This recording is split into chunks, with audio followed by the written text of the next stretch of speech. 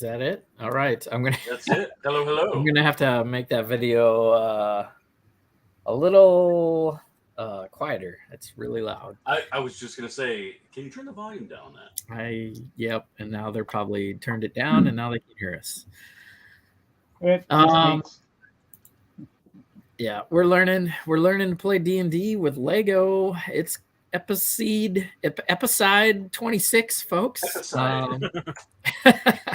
I did a typo and it stuck. Nobody caught that in the review process. You need to fire somebody on your staff. Yeah, that's gonna What were you doing, chat? Panda's here. What's up? Jeff Snavely. How you guys doing? Thanks for following us over from Friday Night Bricks, where we play Dungeons and Dragons. I am. Do you want to just jump right into it? Do you guys want to do? You need a minute, well, Kevin? we probably should do a recap for the audience. Yeah, probably a recap. Who wants to recap from last week? You do. I do. All right. So last week, Reed can. He takes notes. Yeah, Reed, you can do it. Where's my notes? Oh, well, let's see. Last week we Give us a kill count. Every kill. Yeah. Yes. We were murdering and killing, and it was raining a lot. You know, we ran into some trolls. It wasn't raining trolls. But it did rain a lot on that trip to where we did encounter three trolls. Rain trolls. It's a new category of troll. But, yeah. Like mountain troll. And we did. That was actually the first draft of the Queen song. I'm sorry, YMCA song. Watch out. Trolls. That was your recap? There were trolls? Hey, Yep. Panda loves my hat. We were, yeah. You're asking the wrong person for recap. You needed to give me some warning. You can't remember what we did a week ago? He's All All I remember was we fought trolls. That's all I remember. All right. Well, you are combat focused, Reed. So I was expecting that this would be right up your alley, but you missed one of our combats. So as we opened, you were being attacked by ghouls and ghast again at your camp, which you were able to defeat with the assistance of a number of blink goats, or at least goats. That was me, sorry. It's always you, Larry. There's no way it's you. Quiet. And then you guys took a long rest in the middle of the day to catch up on sleep because you've been attacked a couple of nights in a row by ghouls and ghasts. And then... Yes. And I tried to come up with a good ghoul and ghast joke, but Z Cerebus beat me to it. Yeah. And then it got very wet and very rainy, and you guys had to start finding spots to camp where you could get a little bit of cover so you could actually get to sleep at night. Yes, we had a web chat. And then you encountered a number of folk running the opposite direction that you were traveling, at which point you encountered 4 trolls. One of which was turned into a squirrel and never seen again. And the other 3 were eventually defeated. And I believe that's where we left off. With fire. Defeated with fire. Correct. Defeated with fire. Yes, he figured out that they were fire was their weakness, and so 26 with fire were utilized to great advantage. Zakk figured it out. Yeah. And I used to scroll, and part of it was me experimenting on scrolls are kind of weird. Like, you're supposed to know the spell or something, but nobody ever uses them. So I don't know. I'd like to open it up to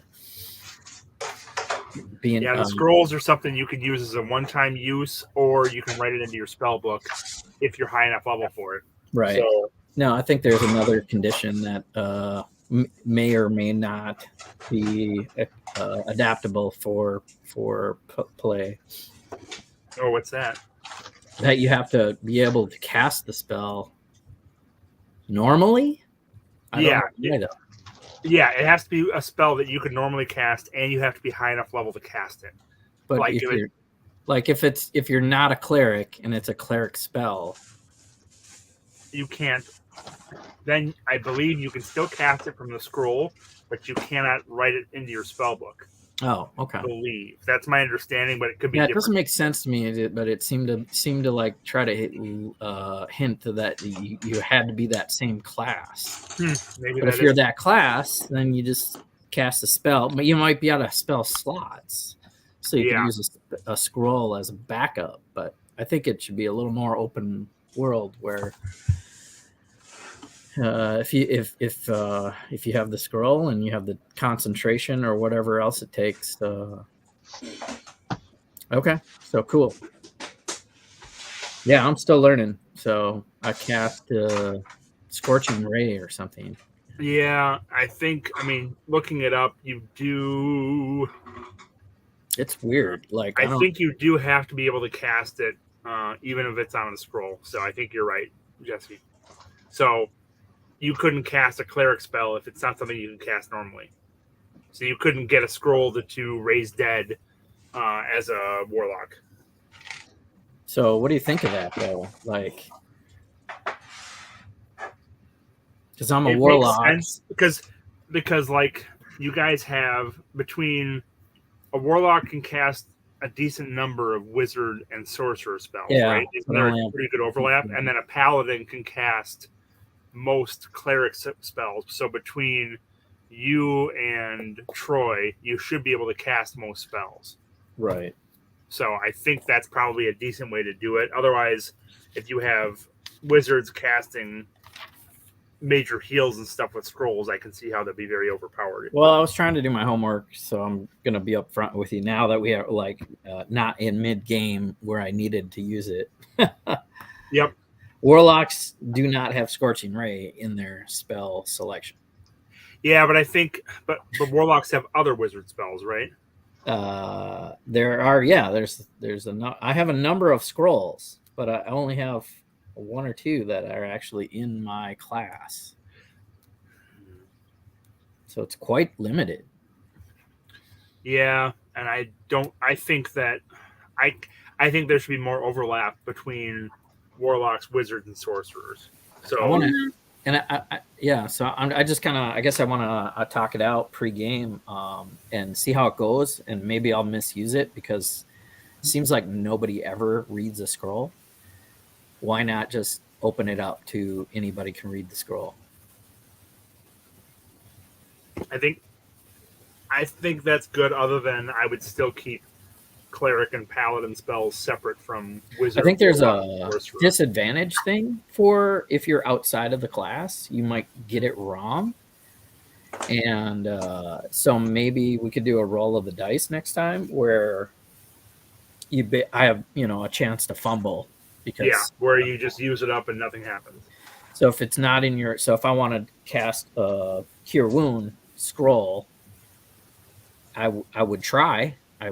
There's and there would be some sort of roll, and the DM can decide depending on my level and my knowledge and or experience with trying to do that. Figure out what the DC is of that to fumble. Can there be assistance too? I don't think with a scroll.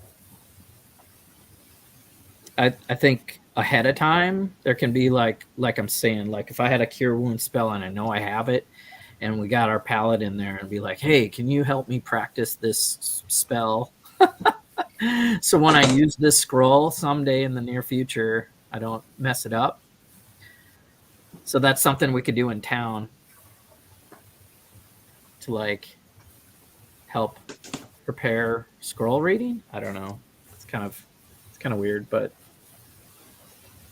yeah. The other thing that I noticed last session is that with Nikki casting these woodland creatures, they're all essentially going out and attacking and doing things as she kind of directs mentally, which I think is fine. That's kind of the value of the spell.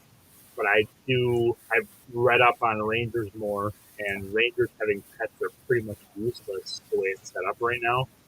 So I'd rather have the Ranger spend an action to have the pet start attacking, and then have it be able to attack on its own once it's engaged. Do you see an issue with that, Jesse? No, well, that's why Suka hasn't done anything.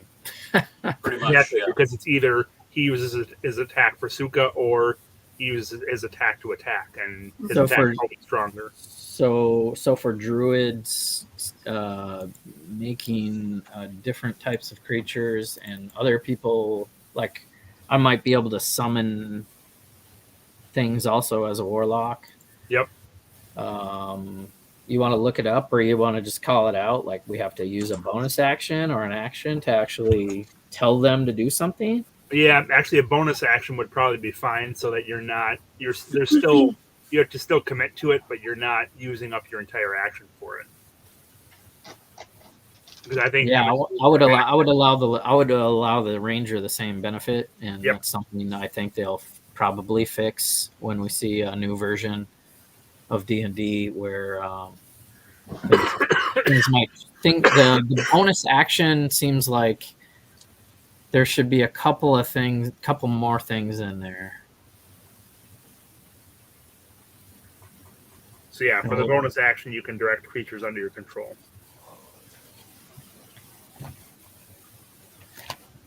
Okay, that makes sense. So that if Nikki has her goats attacking, they will keep attacking whoever she told them to attack until she uses an action to tell them to disengage or switch targets or whatever it is. They're supposed That to have their own makes sense. initiative.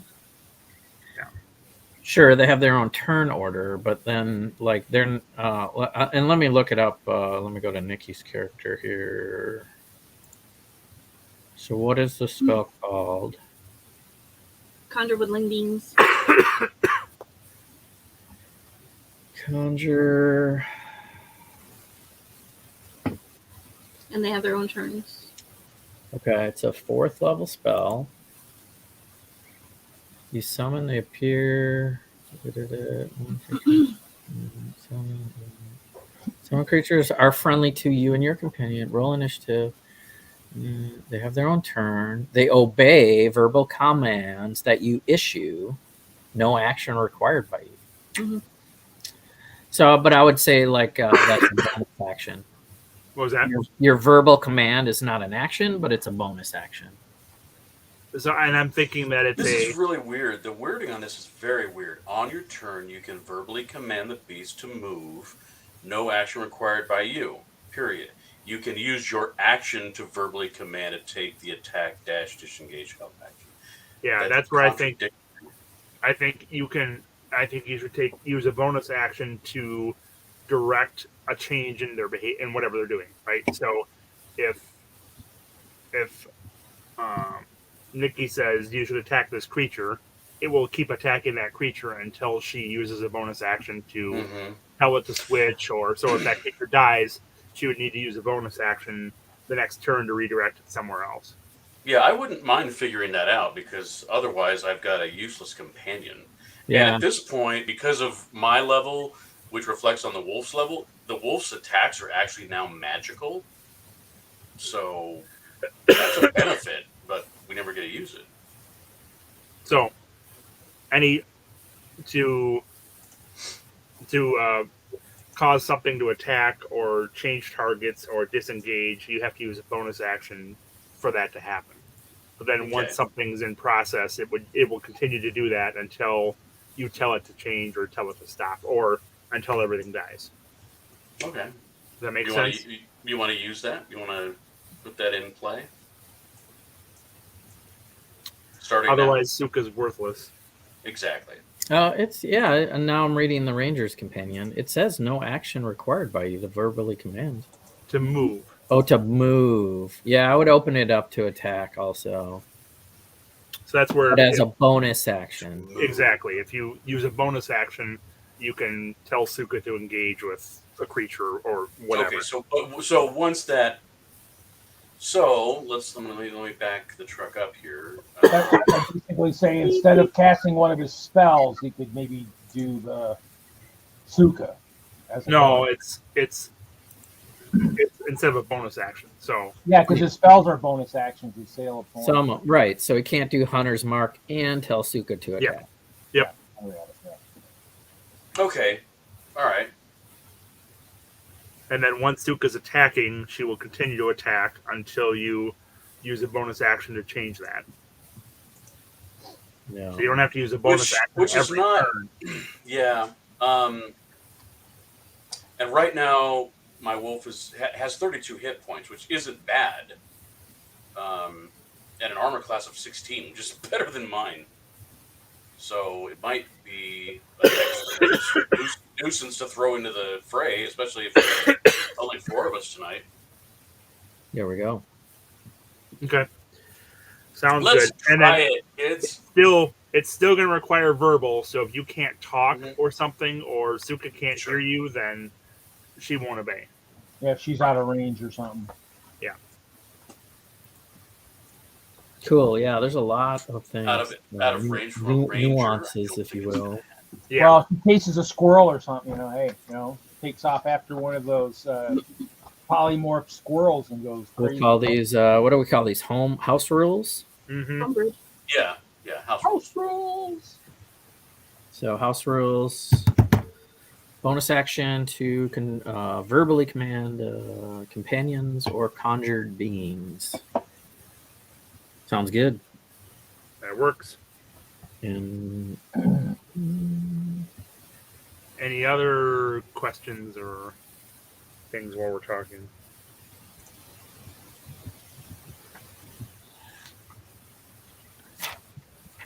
nope, we're down 2 people. Do you want them just to be sleeping on the cart? Yep. That sounds good. Protect the cart and our sleeping companions. They're the ones driving the cart right now. So, and they're also the 2 that have steeds right now. So Yeah. Perfect. Makes very little sense, but yeah. So, okay. So when last we left, you guys were taking a long rest. Oh yeah. Which I don't think we'd taken yet. We did. No, Okay. we did. We wanted to finish that so we could start. We initiated it, but if you wanted to do random encounters during the long rest, I think that's where we're going to pick up.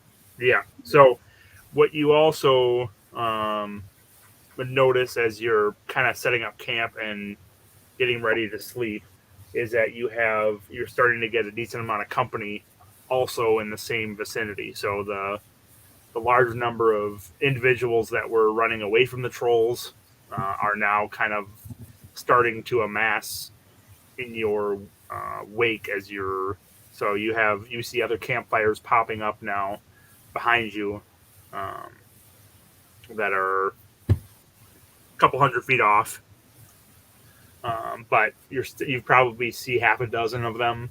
What time of day is it? To the east. What was that? What time of day is it? It is dark. We're setting up camp. Oh. Yeah. Sorry. In the dusk or the dark? I mean, is it like midnight or is it? It's like 8 or 9 at night. Okay. So the night passes by uneventfully, and as you're setting up or stowing things and getting ready to progress, you almost see kind of a little queue of carts and people kind of hovering back a ways, like they're waiting for you guys to start off. Because they're afraid of the trolls. Correct, because you guys are essentially They're the conquering heroes. shield or protection for them. Okay. So now we have a caravan. Yep. Whether we wanted one or not. Correct. So, the rain let up for a little bit overnight, and then it probably an hour after you start off the next morning, it comes back in a nice steady drizzle. So, as you progress throughout the day, you notice the carts and people behind you kind of getting a little closer and a little closer. Still keeping their distance, but you've definitely got a little bit of a parade going on at this point. So you get to the end of the next day, and it's continuing to be drizzling rain. You're gonna set up for the night kind of the same way you did before, heading off to the south to try to find a little bit of forest for cover. Yeah. Yeah. With our web. Yep. So, so you set up camp, very similar to how you've done it before, and this time you get people that are setting up quite a bit closer to you than before.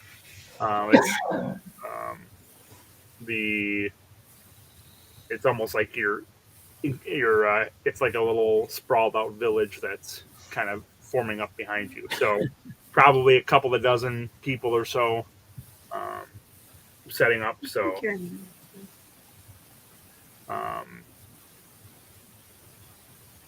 I would go talk to somebody in a different camp. Just make sure they're on the up and up. Okay. I'll come with you. So you guys would be camped out kind of on the edge of the woods, and you've got people that camp kind of just ahead of you, camp just behind you along the edge of the woods, and then a few that are out still in the outside of the trees. So where do you want to head? I guess I'm interested in people behind us. Okay. So right behind you. Question for the DM, real quick. Uh-huh. We're heading towards Everland still, right? You're heading towards Yartar right now, and Tribor. Okay. How No. Do we have an idea how far away we are? Probably about a week or so out, at least, from those. Still a number of days yet. And these farmers came from another place, another smaller village that's on the Correct. You saw a pretty steady flow of traffic on this road before it started raining all the time, and this is a major connection point between Everland and Tribor is just north of Waterdeep, which is the biggest city by far in the area. So this is probably one of the more major trade routes in the area. Thank you, Reed. If someone can make him full screen for a second. Okay, so you see the Evermoors, it says. So you guys are just about to Calling Horns. So you're going to be leaving the forest here pretty soon. And then if you could see even further over, you'd see Yartar's. Oh, right down there. You can see Yartar in the bottom left corner. Okay. And then from that picture right now, like below the P of Pronterro, somewhere down there to the south is where Waterdeep is. Probably a little further down than that. But Silvery Moon is one of the bigger cities in the area, and Everland, and then Yartar is decently sized, as is Waterdeep down to the south. So, and so we're not quite to Calling Horns. That's correct. How far away? Yep. So you're probably 5 or 6 days between Calling Horns and Yartar, probably. Okay. Depending on the weather. You've been making very slow progress now. So there you can see Yartar, and then over is Tribor, and then up from Tribor is Longsaddle, which is your destination. And if you go down from here, from Tribor, it is a ways, but Waterdeep is further south. Ultimately, our goal is still Longsaddle, right? Oh, further south. Yeah. So Waterdeep is twice as far away as Tribor is from where you started. And the very popular Baldur's Gate. Baldur's Gate, yeah. Nice. We'll have Well to try done. that. Well done, Jesse. Yes. Now, Well, if you could do a When mosaic of you that did- map by next week, that'd be great. Yeah, that'd be great. yeah. Yes. That'd be great. Yeah. Okay. Okay. So, you two are heading to the next camp over. Affirmative. So the two of you kind of make your way to the edge of the camp, and I assume announce yourself before coming in. Behold, citizens, it is us, the Troll Slayers. Okay, you hear some deep chuckling as you walk in. Around the campfire, you see a couple of big wains loaded down with lumber, a lot of logs and timber, and you see a large Goliath, a female Goliath, which is what Pronterro is, so kind of a half giant. And you also see a Don't get large excited. You orc, haven't met her yet. a large muscular orc. So they both look like they've seen a number of years. They look like they're pretty, probably pretty good handling themselves. They look pretty strong, and I mean, it looks like they're the ones that are probably hauling these logs around, and so. But the Goliath. Friends of the Ever Realm. We are heading towards Tribor. Are you guys going that way? We are heading towards Yartar. We have a contract for this wood, and we figured it would be more profitable to follow behind, given your success as troll slayers, as you say. Yes. Well, Yeah. we're just wondering how far you were going to maybe be following us. So, We are heading to Yartar, so maybe a week. We won't be heading on to Tribor. well, good luck to you. You're welcome to a mug of ale if you like. Isn't the finest, but it serves for us. Could use a bit of ale. What do you think, Lah-Ree? Wash that troll blood off our faces and Don't threaten me with a good time.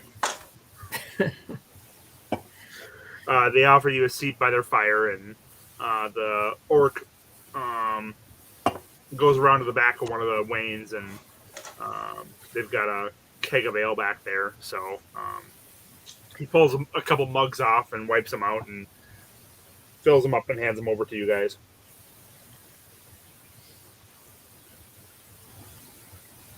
So the Goliath introduces herself as Bargara, and the orc goes by Great Chop. So, and they talk about the quality of the trees in the area. They talk about some of it sounds like they've been traveling together for a while. They've been working together, but they really stick to the north end of the high forest. So they've got a couple of regular clients they work with out of Yartar, and then they've also brought lumber over to Everlund and some of the other areas. So they seem to be a bit more skilled. They kind of more choosy about the trees that they pick, and so they seem to be pretty proud of the job they do. But they're not. They don't come off as being boastful or anything. It's more they just enjoy a good solid day's work. oh, come now, Bargara. There's probably an interesting story about a dryad or somebody stopping you from lumber hauling, cutting trees down. We rarely take enough trees to make a big impact. Mm.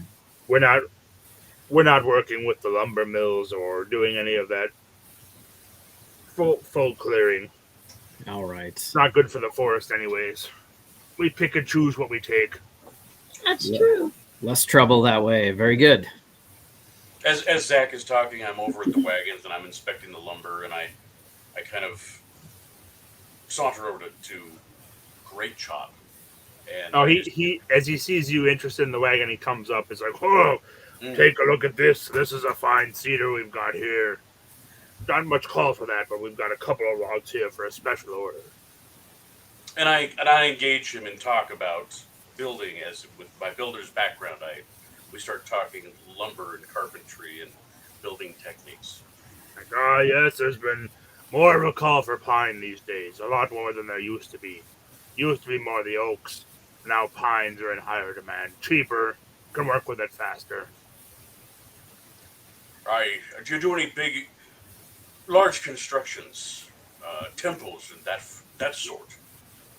Do you find yourself having to mill any fine, large oaks?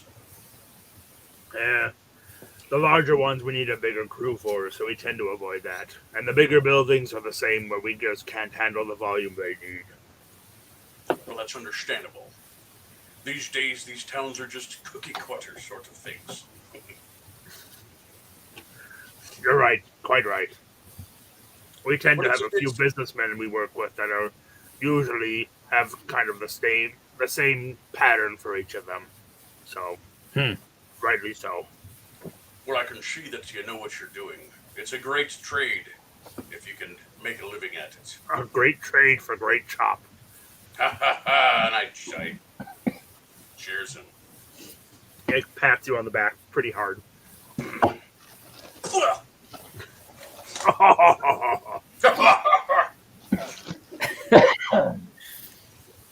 All right, I wouldn't want to stick around too long with these guys, but thanks for the drink. Welcome anytime. Okay. Do you guys head back to your camp? Do you keep we'll head back around? to camp. Head back to camp. Okay. We'll kind of let the others know everything's kind of up and up. We don't feel like there's anything hinky going on. Okay. Hey, Pronterro, there's a good-looking lady back there. Oh, yeah. Ooh, Pronterro. Well, they follow us into town. You never know. You should go talk to him. She might be mixed up with the orcs, though. I don't know. All right. Well, that's something I'd like to not think about as soon as possible. I'm going to bed. I'll take the first watch. Okay. So, Pronterro, I assume you're not making any moves on heading over to the other campfire. You're just going to stay here. No, I'm good. Okay.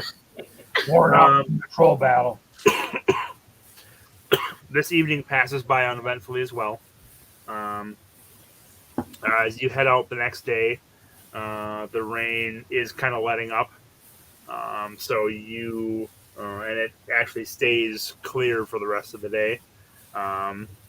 You are still very slow going. The roads are still extremely muddy and well traveled. So you get to getting close to dark, but some of the other your companions that are coming along, one of them comes up and informs you it's only another hour or so to Calling Horns if you want to proceed on into the night a bit. And you can see some of the other travelers are doing the same thing. So Sounds good.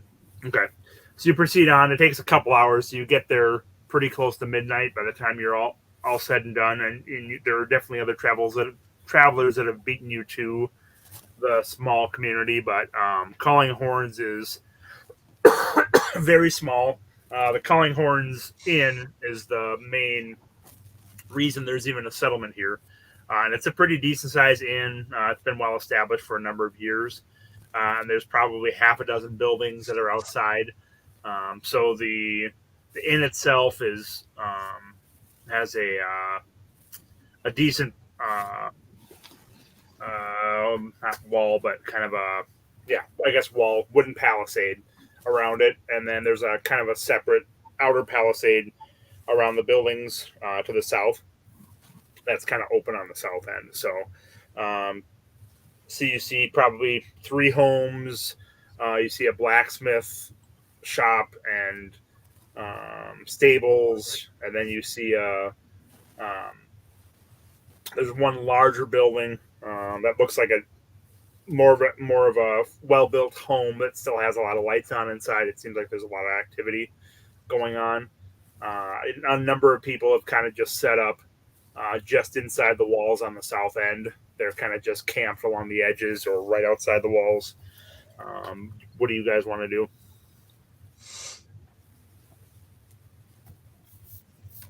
Well, we got to stay with the cart and probably Mhm. camp around our cart close to Okay. the town. Okay, are you heading over to the inn at all or no?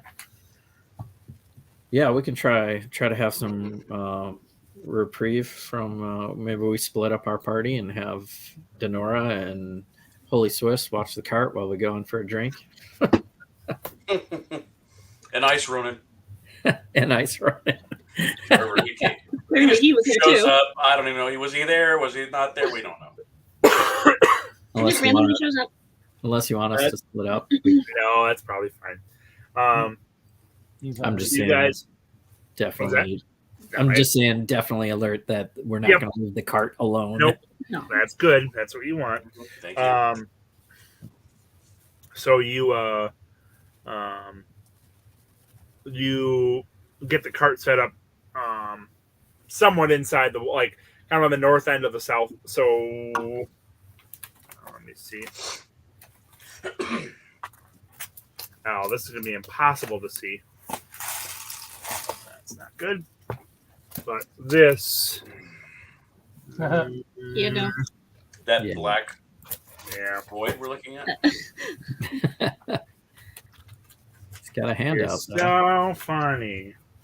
If you send me stuff email wise, I can share screen stuff. Oh, there we go. Okay. That's kind of. So you can see a large inn on the north end, and then on the Yeah. south end is where you guys are kind of camped out. Fenced in town. Was that? It's Yeah. Fenced, yeah.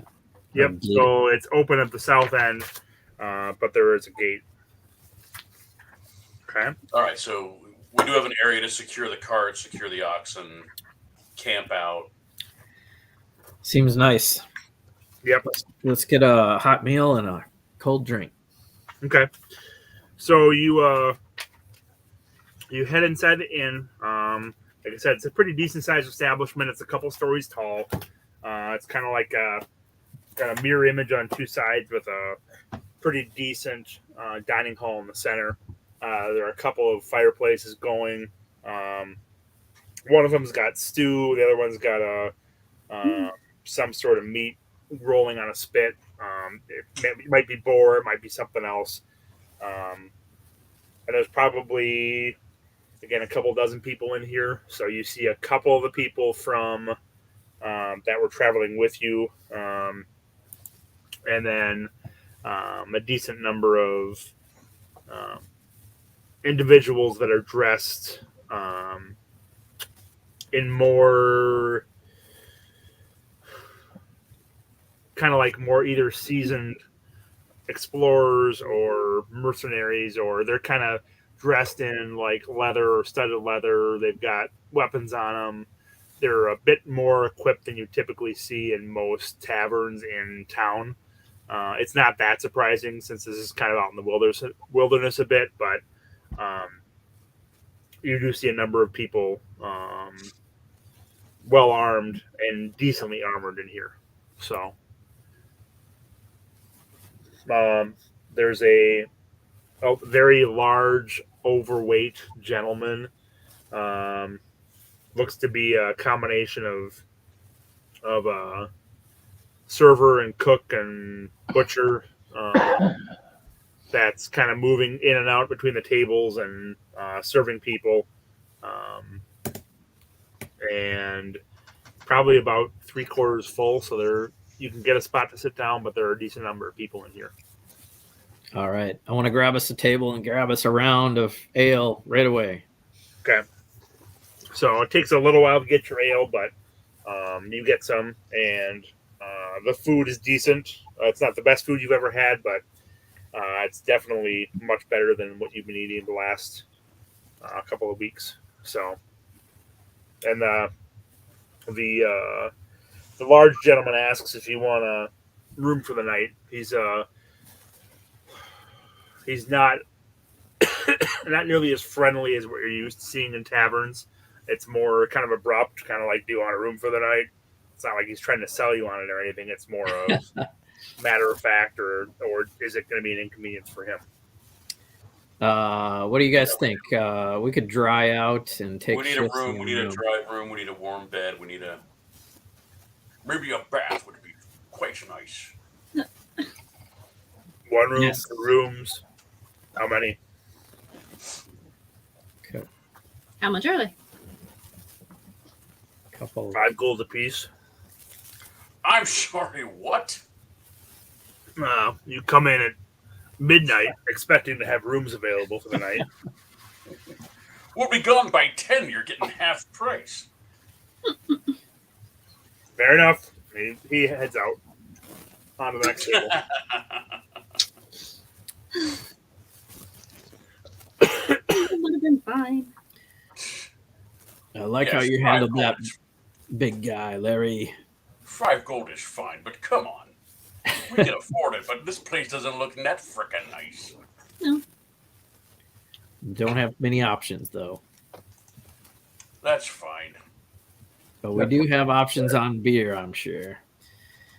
Barkeep, another! And I smash my mug on the ground. You're paying for that. Oh, boy. Oops. 10 gold for that, huh? So he eventually comes back with another round for you. All right. Well, I tip him for the broken mug. Okay.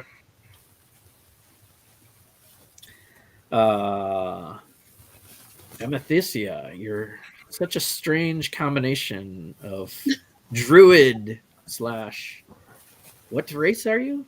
Genie. Genie. That is Yep. amazing. That is Yeah. so rare. Very rare. Do you see many of your own kind? Where, how far are you from?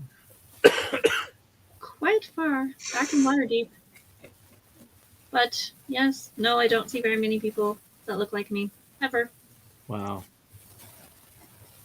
Mm. Well, I'm just kind of studying your features. Sorry, I hope I'm not staring. No, it's okay. You're fine. Anyway, you've been very helpful with all your blink goats. Quite amazing. Right? Talents. They're amazing creatures. I love them. My fae creatures are awesome. Fey creatures, then, yes. You see my dolphin, right? Oh, The dolphin, yes. amazing. It can cure our wounds. It's amazing. Yes. And as you guys continue to talk, it gets a little louder, a little rowdier throughout. So Are we as staying? the game progresses. All right. Anybody eyeing us up? Like, I don't know that I need to really search anybody out, but is anybody like, is anybody watching us or staring off and like, stalking us? You can make a perception roll, but you'll be at probably -4 right now because you had a couple of beers at this point. First roll of the night, drunk, -4. Woo! Awesome. Oh, the drunk perception roll on rolls. one. This is great. And disadvantage? No, not disadvantage, just a -4. He's just adding things to it. That would be an 8. Okay. You don't think anyone's too concerned about you. You're like looking around, trying to be covert and kind of just staring off at people for a while, and moving on to the next one. wobbling. All right, I'm gonna get it from the table. I'm just gonna I'm gonna walk around. I'm gonna meander. I'm gonna eavesdrop at tables. Okay. Make a perception roll and a. What's the other one to use?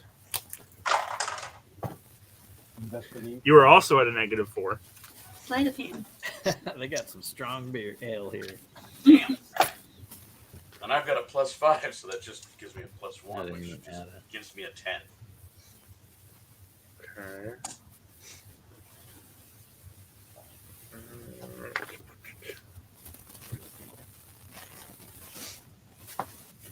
Is the Goliath here? He is. She? Oh. The she Goliath and is Great Chop and the Barbarian woman here. Yes. They are. Bargara. Oh, Oh, I Pronterro, want to party Pronterro, with those go.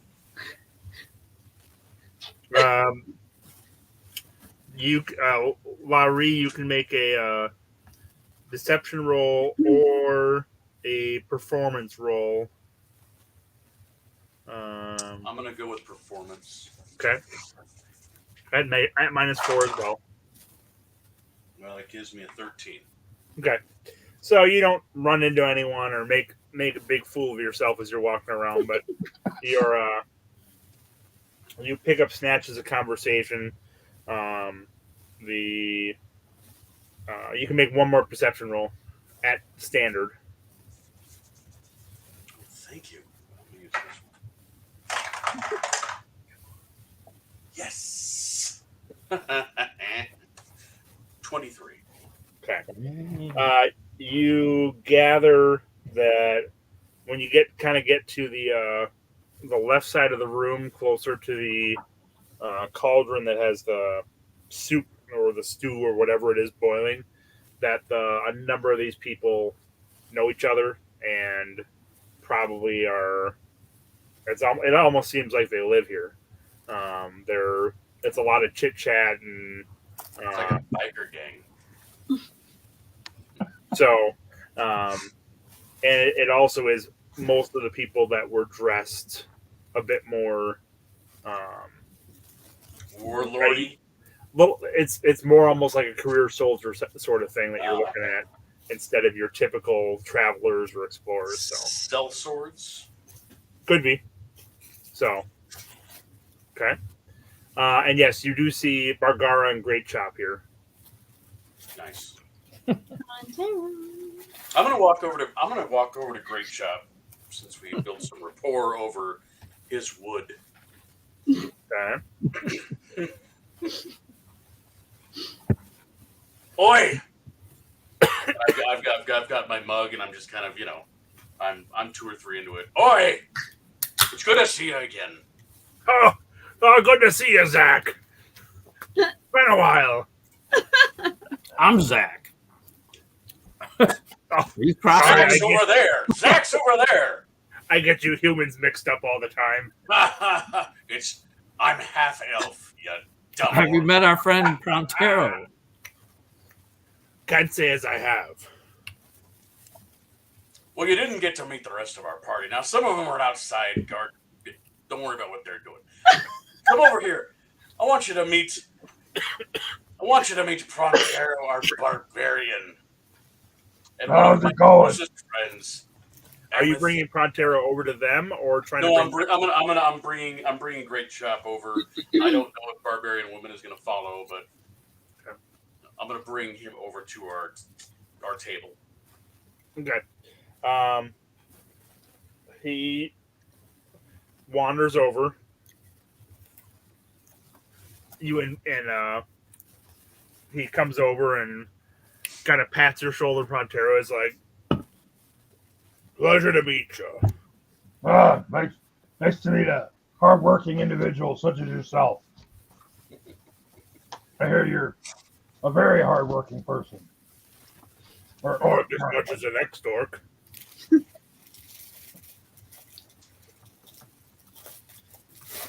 Well, good to meet you. I'm going back to my table. Hi. Bye. Before he gets over there, I just kind of walk behind him and I just kind of like tap him on the shoulder and I kind of give him a. What is it? What can you tell us about the gang of mercenaries over here? Do you know them? Come sit down. Do you know them? He leads you back over the table. I look over my shoulder and I look at Zakk and I give him a. Wink. You're winking at Zakk. I'm winking at Zakk. But you're just, closing both your eyes. I'm giving him a nonverbal signal to pay attention to what's going on. No, he's just blinking and not winking. Okay. I'm just. I can't see anymore. Really drunk. So Great Chop leads you back over to their table, sits down. Who's all there? It's just Bargara, Great Chop, and you, right? Sure. Well, actually, no, Zakk, you were still over there, weren't you? Or where are you? Where am I? Yeah. I don't know. Passed out on That's the right. floor. No, sorry, you were still on the table because Lah-Ree went off on his own to be really covert. Yeah, when you mixed up the names, okay. then you got us all mixed up. So I'm So I still brought him talking to the table where the other three people. So we're I'm all still together. I'm still talking to Amethysia. Check this Yeah. out. Yeah, I'm I gonna walk leave. away. I walk I'm away gonna- with Great Chop, and I non-verbally signal to Zakk to be like, "Hey, What is he doing? And I touch my I touch my hood, and I do some baseball like batting coach symbols. What is Lah-Ree doing? I don't know. He's what he like- means. we don't Larry know thinks each other he's like gonna that. Come over, so he I'm keeps just walking like, back I'm just over. like, hey, I think I'm gonna go over there. He wants me to go over there. We're gonna go over there. Let's go. All right. Lah-Ree's like Pronterro. standing in the middle of the pond. hey, All right. you, All right. hey, you, hey Hey, guys, Pronterro, hey come on. guys, All look right. up here, look All up right. here. So That's not what happened. I don't know. Three amigos. Anyone? So I walk straight up to Larry. What's up, man? Hello, we're here now. I just thought of the coolest thing. Where's Bargara and Butt Chop? I mean, Great Chop. we should be now at their table sitting down with them. Yes, You're halfway over there, so you can we're like. halfway over there. All right. Let's get over there. I got a conversation piece. Let's go. I'm trying to find out about the mercenaries. He's like, let me tell you some stuff. So Whoa, mercenaries. Oh, good to know. Where are they at? I don't see nothing. I mean, I rolled really bad. I now verbally go, get the fuck back to the table. Just go. All right. There. So The I four of continue you- on. The four of Continue you on. end up at the table with Bargara and Great Chop eventually, right? Yes. Yeah. After making asses of yourself, at least some of you do.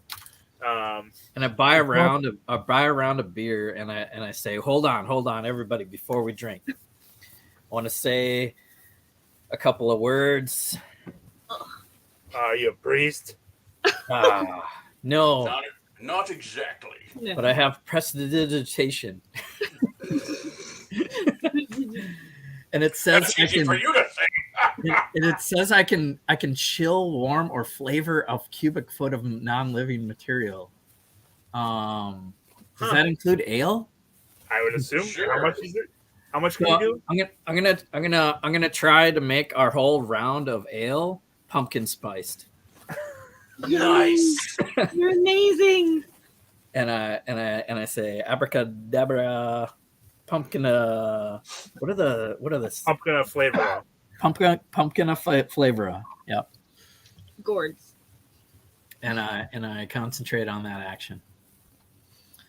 Bargara and Great Chop are just kind of staring at you, not kind of sure what's going on. No worry. Cheers. Taste it. I just added a little flavor, a little something I'm working on. Slow Okay. They both taste their ales, and they both seem to be pleasantly surprised. Nice. Great Chop is like, it's really spring. This should be more of an autumn drink, but it's not that bad. Autumn drink. Okay. Next time. You buy the next round, and I'll make it autumn drink or spring drinks. So This is amazing. Strawberry. I feel like a white woman named Karen right now. Oh gosh. I feel like a soccer mom right now. This is Who are amazing you? stuff. I don't know. I've had too Who's much this guy? fun. So anyway, I Bargara, always say that. where Bargara? Where are you from?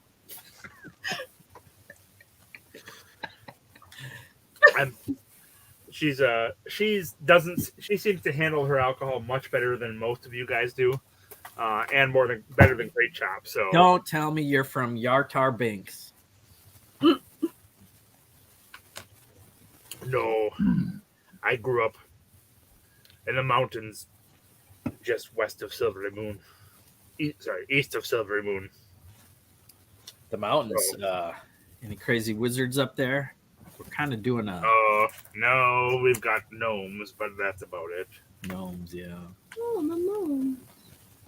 Yeah, the Nether Mountains are where I grew up, and that's just north of Everlund. That's north of the road that you guys came in on, High Bridge.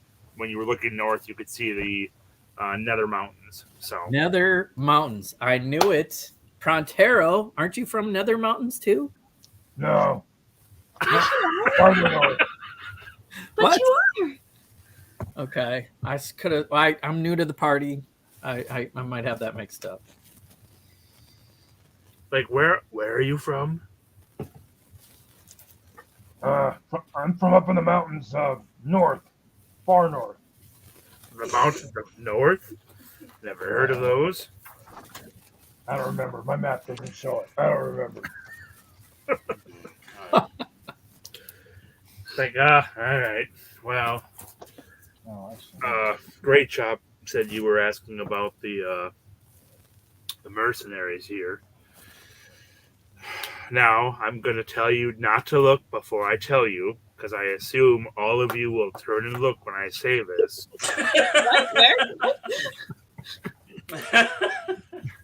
But there is a older human woman that's sitting right by the cauldron of stew. Her name is Tamerlane Zor, and she's the proprietor of this establishment. She worked as a mercenary and managed to take over this small town many years ago. And she and her crew have essentially taken on running this establishment, and that's most of who you see are mercenaries that work for her, including the large cook. He also is in her employ, so they're pretty easy to work with. They just don't take kindly to fights or brawls or insults. So as long as you mind your tongue and don't say anything too stupid, you should be fine. Well, that's too late. I think it's a little too late for that. Yeah. Well, around these parts, mercenary is not an insult, so you should be okay for now. Perhaps I insulted him with my comment on the gold. Oh, yeah, that. Is he still around? Where is he at? Who? That guy, the guy that the chef guy. Yeah, he's still he's kind of hanging out in the same vicinity as most of the mercenaries are. So if someone calls for something, he'll get up and grab drinks for him.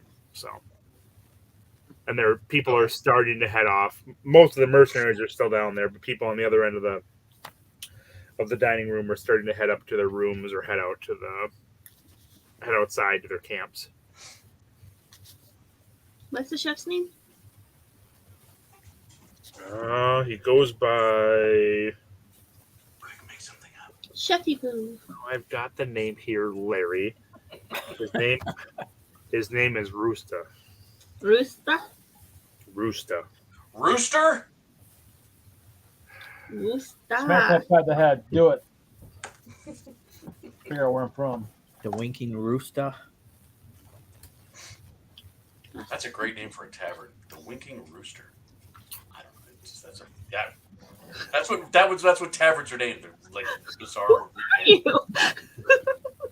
The You Winking can go tell him to go start his own tavern. I'm gonna write that down. The Winking Rooster. You can add to the spa. Does he have lots of ideas when he drinks? Yes. Lots of ideas. Unfortunately. Some of them are good.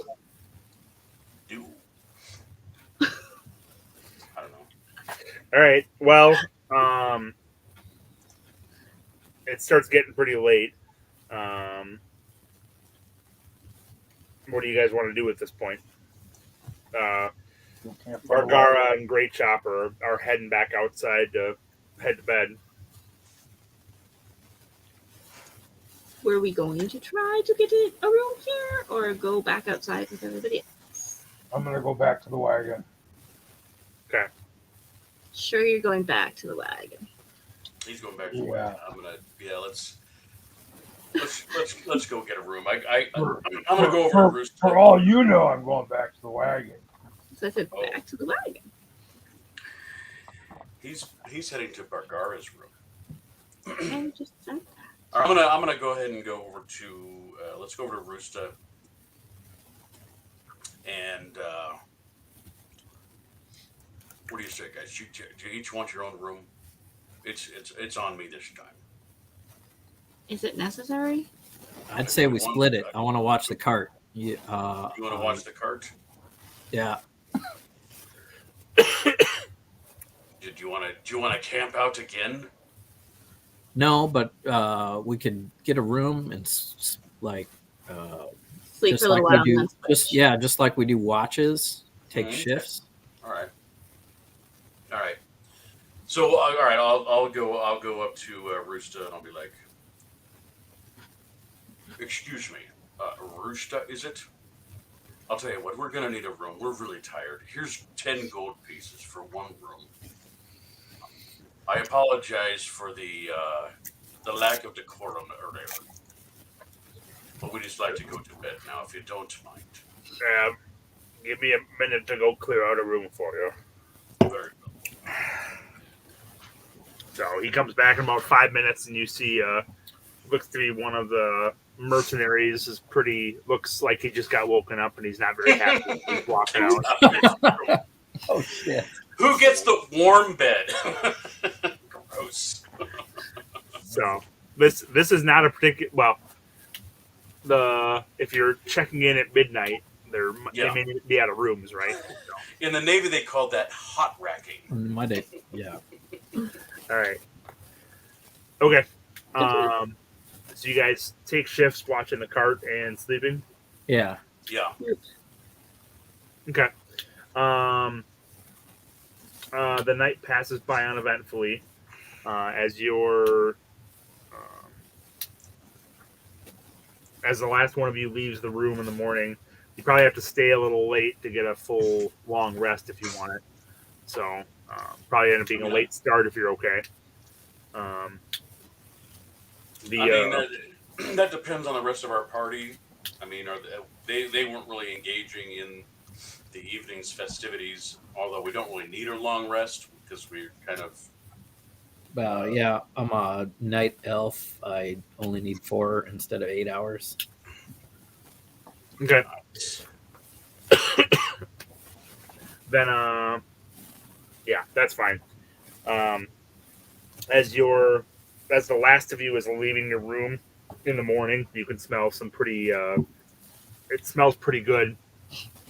Smells like there's cooked eggs, bacon. Bacon. So if you want, you can come in and get breakfast before you leave. We Watch should it down definitely with tankard of ale. I love a hot meal. Let's do it. Let's do it. We're going for breakfast. Okay. Between the four, is Pronterro you having breakfast or no? You're not eating? No, I'm at the wagon. So between the three of you, it'll be 6 silver pieces total. So a couple silver pieces per each for the meal. Okay. You want us to bring you something?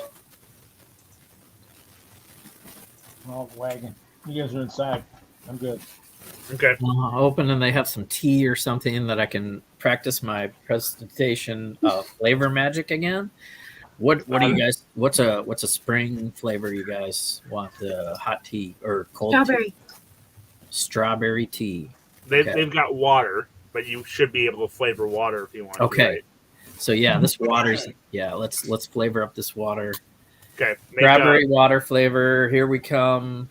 Make a spell casting roll. So you should have a proficiency bonus, I think, for spell casting. It's probably like a +4 or something.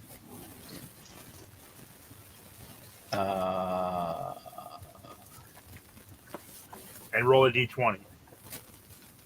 Okay. I think it's +8. Oh, there you go. +8. My spell attack or my spell modifier is 5. Okay, yeah, use your spell modifier. Okay. So d20 plus, that's an 18, 23. All right. Tastes pretty damn good. Nice strawberry water. Nice. So refreshing. It's magically delicious. It won't change the consistency of the water, but it will flavor it up very well. So you're essentially making like a tea or a flavored water, right? You can't change it to like a milk or something, but you can. It's definitely refreshing. Sounds good. I'm practicing all my cantrips. Okay. Nice. Sounds good. You guys head back out to the cart. Pronterro and HolySwiss and Denorra are all very antsy and anxious to get going. You notice that most of the people that were camped outside have already left. So you're maybe a couple hours behind. So you head off to head off towards the direction of the Yartar. So now as you travel, you can see the forest has veered off and pretty much ended. So you're past the high forest now. And you're getting further and further away from the Evermoors on the north side. So long, Evermoors. Yep. So if you see that Desserin River, Calling Horns is just north of that loop to the right of Desserin River. Yep, right there. That's where Calling Horns is. So now you're on your way towards Yartar. So this is a lot more rolling plains. It's you can see the river off to the south, but it's a lot more open. You can see quite a ways generally, but there are some areas where it's rolling a bit more.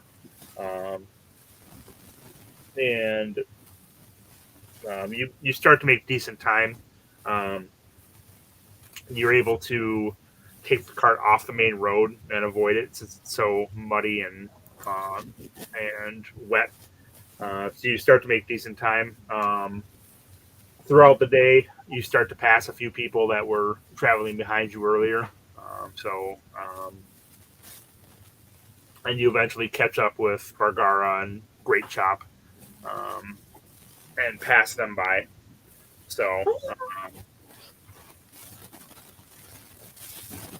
we win. So the rain holds off throughout the day, and you make decent time.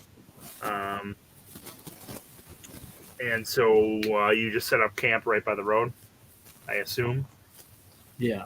Whatever. There's really nothing within sight that you can find, and you also have your small entourage of people now that kind of filter in as you go through. One of the you essentially end up with people camped all around you in all directions. None of them are that close, but you're kind of surrounded at night. So, okay. Anything special you want to do that evening?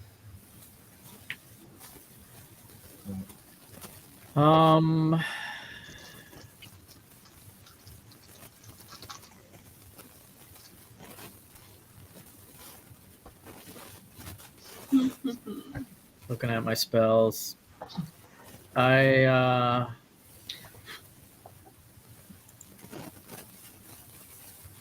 don't know. I'm pretty good. Okay.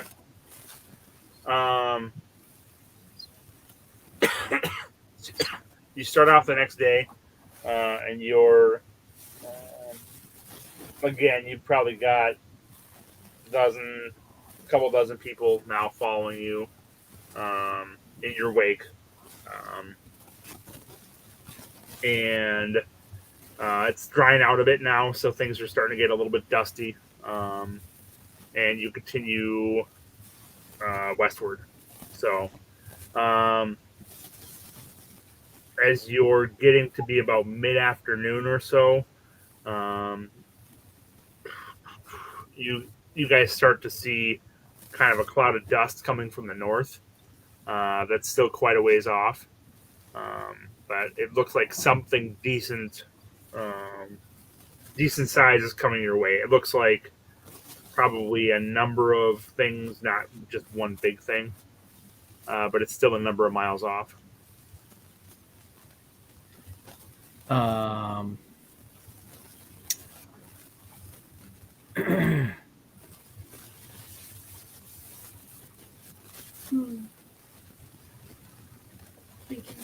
I would go back and talk to somebody that might be more from, maybe Bargara and them are behind us, or maybe they're too far back. Somebody behind us. See if they're seeing if they're seeing the same dust cloud and have any idea what could be happening on that side of the. Okay. You kind of drop back. Bargara and Great Chop aren't too far behind, and as you're kind of making your way back, you notice some tension with the other people that you're passing, some concern, and you get back to them, and you can see they're getting a little. They're definitely preparing for something. Bargara says, "You see that cloud off to the north?" Yeah. What could be making that kind of dust cloud? My guess is it's probably raiders of some sort. They'll come down out of the moors, or they'll be crossing over from the high forest, but that's hard to say, but it looks like a decent number from the size of that dust cloud. What's our best chance? Stick together, or? Yeah, stick together if we can get cover of some sort. Great Chop jumps in and is like, well, I think we're getting close to that old fort up ahead. And Bargara's like, oh, that's true. That might be pretty close. Might be able to make a run for it and try to get there first. That would provide us some protection. Sounds great. Let's head that way. Okay. Expediently. Okay. So the wains that Bargara and Great Chop have aren't going to move that much faster, but they're trying to get their oxen moving a bit faster and move them on. What do you guys want to do? We're gonna do our best to hurry along our oxen and get our cart protected in this fort, along with as much of the traveling community as we can. Okay. I'm gonna use another cantrip and grab like a small amount of hay and use my mage hand and try to float it in front of the carts and lead our animal friends a little faster along. Okay. You definitely see some of the people are a little startled when they see that, but then they start to understand what it is, and they start to move kind of in a little more unified procession moving forward.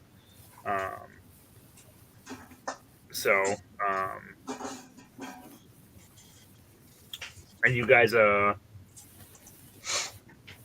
you making a specific effort to help the other people, or are you just kind of like, hey, move in this direction? What are you doing? I'd say I think we're with Bargara and Great Chop. They'll move essentially at about the same speed that you guys will with your cart now. Yeah. So we're probably with them. But yeah, we would be helping people try to stick together. Let's stick together this way. I point with the mage hand. This way. This way. Okay. We're gonna stand on our cart and do some of this, and come on, let's go. Let's get encouraged. Okay. And HolySwiss will probably get on his mount and kind of range around behind, back and forth, kind of shepherding. Exactly. So. Or creating more dust to make it seem like we could be larger than we are too. All of the above. Okay.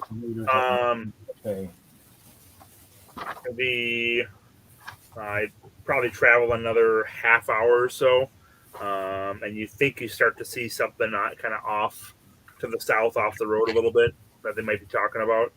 And as you get closer, it looks to be some sort of, again, kind of wooden palisade, similar to what you saw for Calling Horns.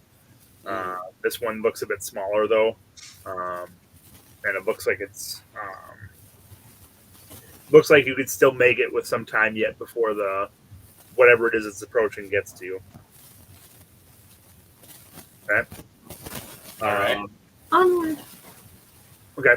So you continue on with your cart, with the Waynes, with everyone else that's involved, and it takes you another 45 minutes or so probably to get there. And like you arrive, it's probably maybe 100 feet in diameter, probably about 15 feet tall or so. Wooden palisade. There's a lot of brush and shrubbery and stuff that's kind of grown up. It looks like it hasn't been used for quite some time, but it looks like you can still barricade the doors on it if you want to, and they will shut. So it looks like you're going to have a hard time fitting everything inside for wagons and carts and all of that. So you probably could squeeze everything in there if you want to. It's up to you. Well, we're leading the charge, so I'm Yep. assuming our cart would get in there, and Yep. we'll let whoever makes it there in time before we board it up. Take shelter. Okay. And You fighting people take arms. Okay. Yeah, you figure you probably got another half hour yet before they arrive, and you can see it looks to be mounted figures of some sort. Okay. We should probably divide and conquer. And our number one priority, even though we want it to be to protect our caravan, we need to protect our cargo. So I think we should have a conversation with HolySwiss, Denorra, and Ice Ronin, and perhaps say, hey, you guys need to stay in our fortification, protect the cart at all costs, secondary, help out the caravan and protect the innocents, and maybe invite some others to come out in a protective stance outside of the walls to fight off any incursion. What'd you say?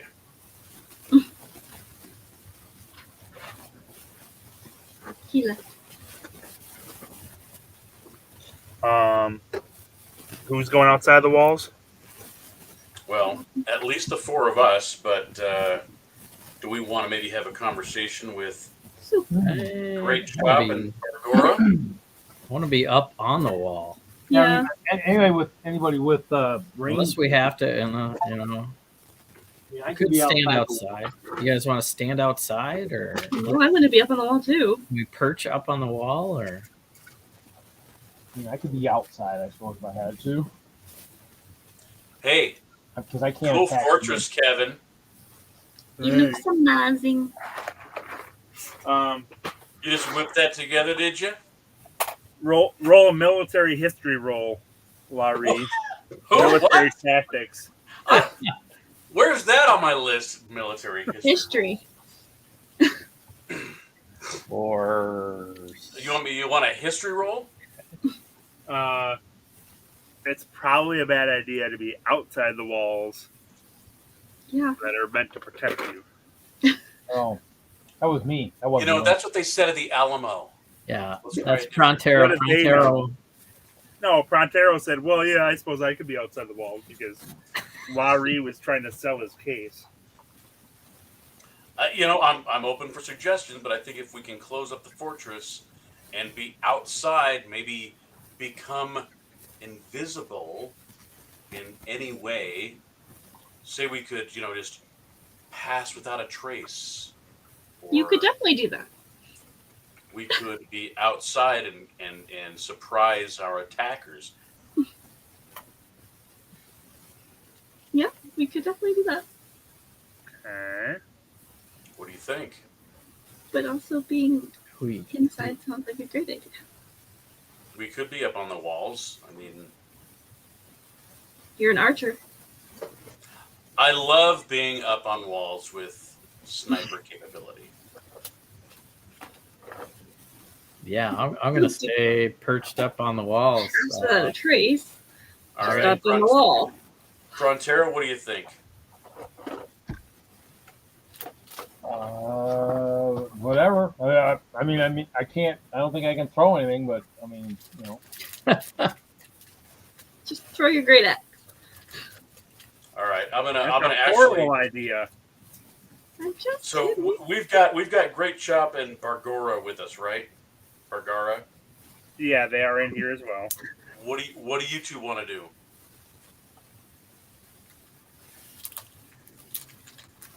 You want us to tell you what you should be doing here? No. I just, we've got some other fighters with us. I mean, I know we need to keep our non-present players guarding the cart. Perhaps, I don't know. Question for the DM: are you going to be playing our Are you Jaegering them? players? No, they will be guarding your cart. Okay. No Jaegers. Gotcha. Let's talk this through. Let's come up with a strategy, because that's what we talked about last week. Yeah, you've got some time to talk, so. I mean, to me, I can't do anything behind the walls. I mean, I would need to be outside. I could hide behind a bush or something and wait until see what they do. And I only have 2 spell slots, so if I use invisibility, I don't have my powerful big bangers. Well, I don't know that you need to use invisibility. We have 2 people that can cast Pass Without a Trace. We just need the element of surprise at the And beginning. it's 30 feet. Mhm. So, yeah. Each creature you choose within 30 feet, including you. Mhm. So even if Pronterro wanted to go outside, I don't know how far out. I think our options are Be against the wall. we lead a party of defenders outside the wall, and we seal the fortress, and we try and take them out on our own. Well, I would say we could probably put a couple of the ranged people up on top of the wall that don't have a lot of hit points, don't have a lot of armor. That'd be the ones you want on top of the wall that can still fire over the top. You don't want them out because, I mean, we only have our healers. We don't want her out there risking. We got 1 of 3 tanks available. Yeah. Spider Woman is doing other stuff. So I'd say I could stand outside the wall, back to the wall, be right behind, maybe near the bushes, the overgrown shrubs. How tall is the wall? I mean, Larry, unless you're going to lead this charge of being outside, then go ahead. I don't know. No, I'm asking. I'm thinking maybe Lah-Ree and myself outside, and then Zakk and Ames on top of the wall.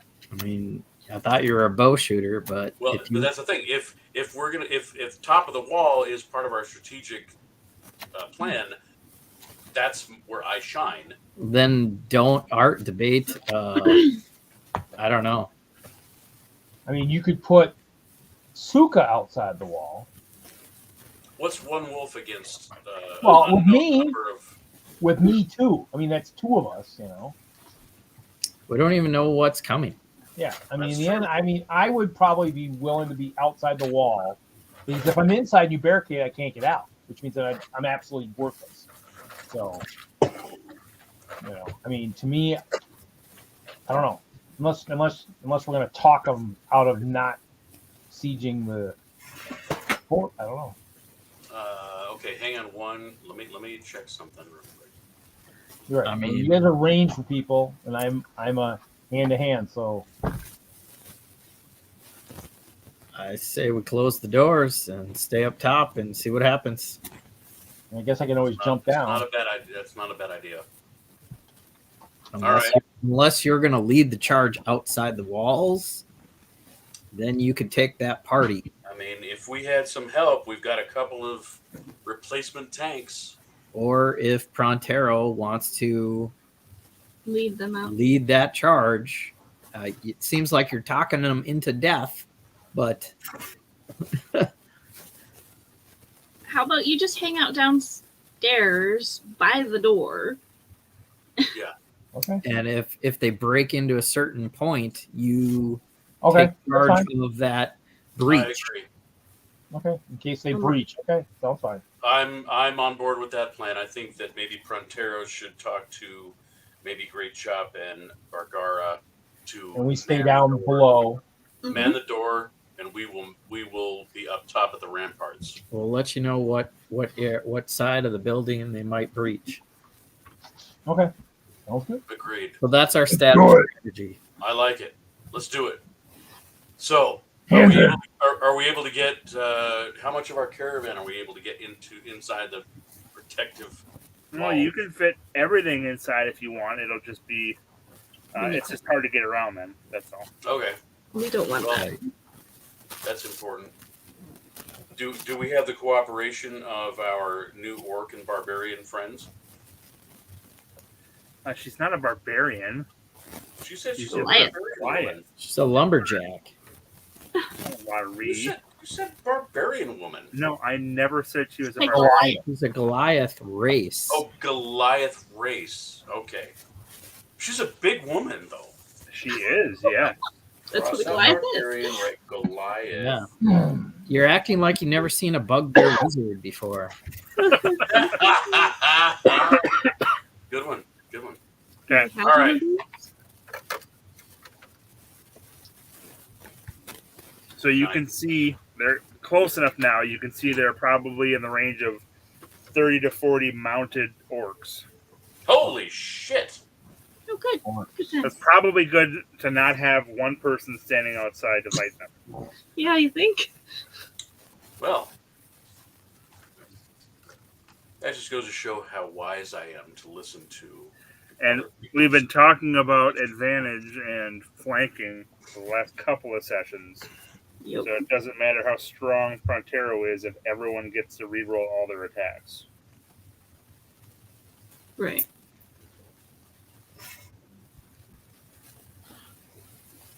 I guess they still got to get through the wall. So Do we pass without a trace before they get there?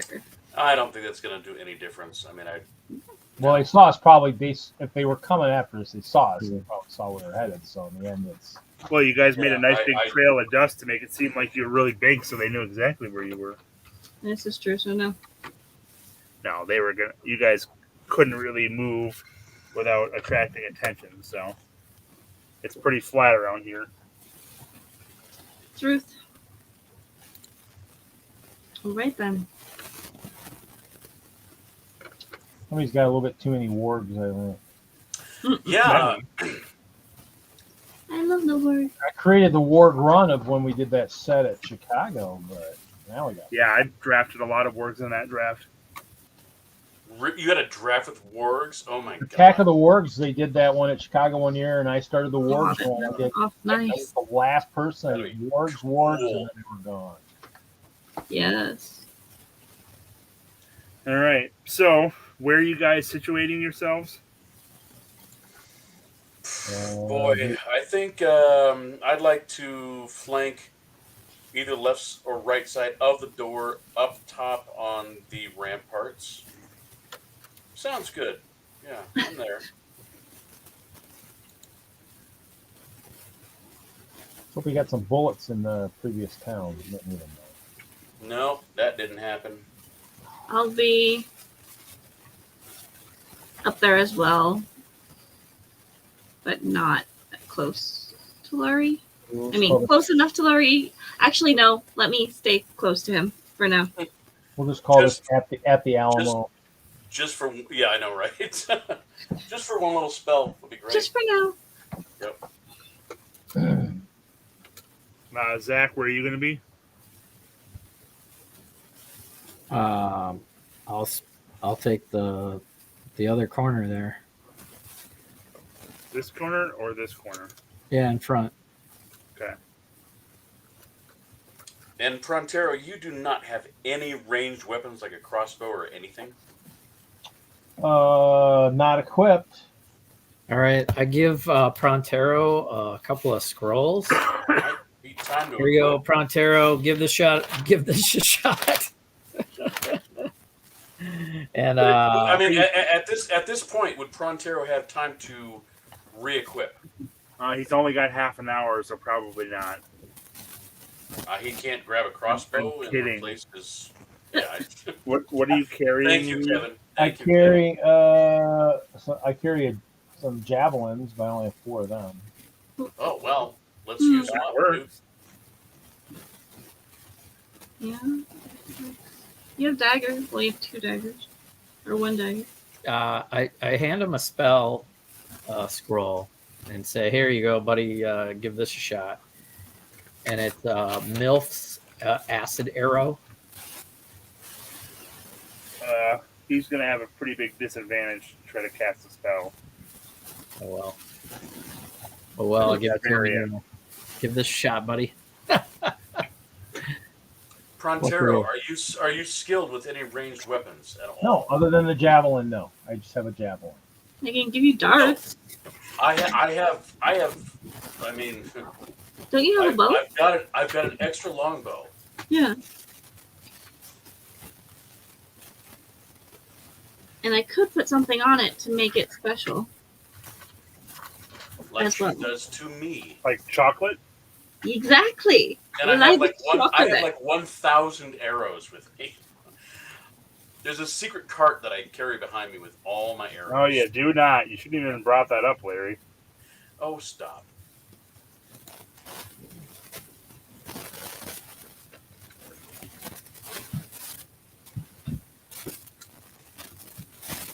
Okay. Who had the crossbow? Somebody has a crossbow. Oh, yeah. Is it Denorra or It Ice might just be in Ronin? our inventory. I think Ice Ronin has a crossbow. But he's not really here. That's I'm true. gonna see though. I'm curious. I've got a crossbow. Aren't you special? But it's my crossbow. Does anyone have a slingshot, maybe? I have darts. I have 10 darts. You can have those. I got my javelins too, so I mean, I guess we'll see.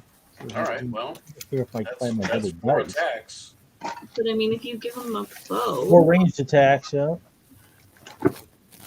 Where the hell did my dice go? I mean, if you want, I can hand you a longbow with arrows, But I need to find my dice. and you can experience my personal hell. Can he even use those weapons? Well, that's the thing. I wanted to know if he was proficient in anything. No, I mean, I'll just use what I got. I got the javelin. That's fine. Martial weapons and simple weapons. Okay, well, that's not strange. Well, That's like a sling Yeah, or there's- darts or... If there's 30 of them, there's a Javelin. chance they might breach anyway, which means then we go to hand anyway. So I'll just use my javelins for now. You also have throwing axes, don't you? Huh? Do you have throwing axes? Yeah, but if, just like anything else, if I throw them, then I don't have them. I mean, I got 2 That's axes I how can thrown throw 'em. weapons work. Huh? That's how thrown weapons work. Yeah. I mean, once I throw them, they're gone. I mean, I'd Yeah, rather well, 4 you can javelins retrieve- over 2 axes. You can retrieve them later. Yeah. So you'd rather have me have 2 attacks instead of 4. All right. I But mean, I you can can do use that. both. You can Yeah. use the javelins and the throwing axes. I don't understand what the issue is here. We're just giving you ammunition to throw.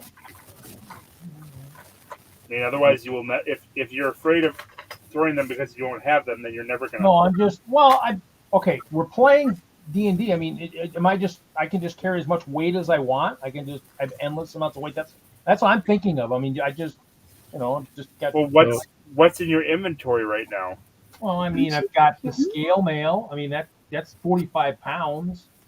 No, I'm saying what's in your inventory right now. Do you have 4 javelins in your inventory? Yes. I had 4 javelins in my inventory. I got 2 hand axes. I mean, nothing was equipped, I guess, but I can equip it. Well, but you're carrying it. If it's in your inventory, that means you're carrying it. Okay, that's fine. That's fine. Okay, then I'm fine. Okay, then we're good. We're good.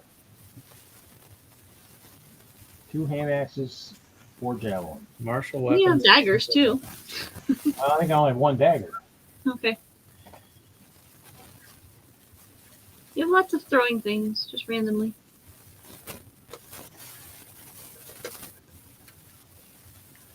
Okay. Anyway. While we've been discussing this, I've been preparing the flame arrow spell. Okay. Did you say green arrow spell? Exactly. That's exactly what I said. Anything else you want to do? So they're getting very close now. Anything else you want to do before they arrive and this starts?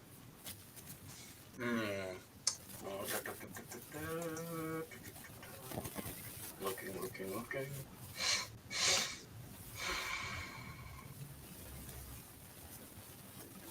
I got nothing. I'll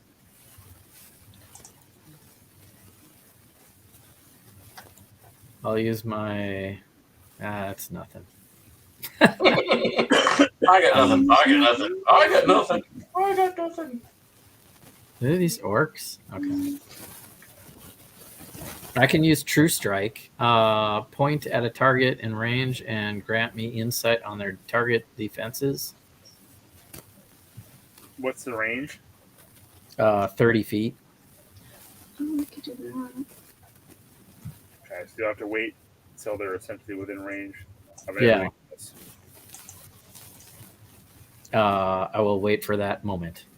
Darn, I should have done that earlier. That's okay. Anything else? Anyone else before we start? And everything happens during combat. No, I should have put fairy rings out beforehand, but not now. Do you want to spell me up now while we have a minute? It's already done. Put me up on top next to Zakk at You least, did so it. I can throw something. You already did it? Yes.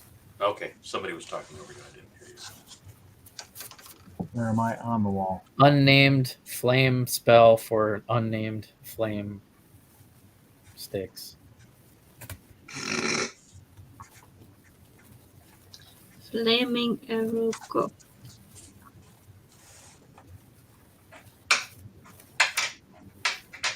So Yeah, I mean- I am on the wall, correct? You are, yes. Okay, just making sure. If you want to be.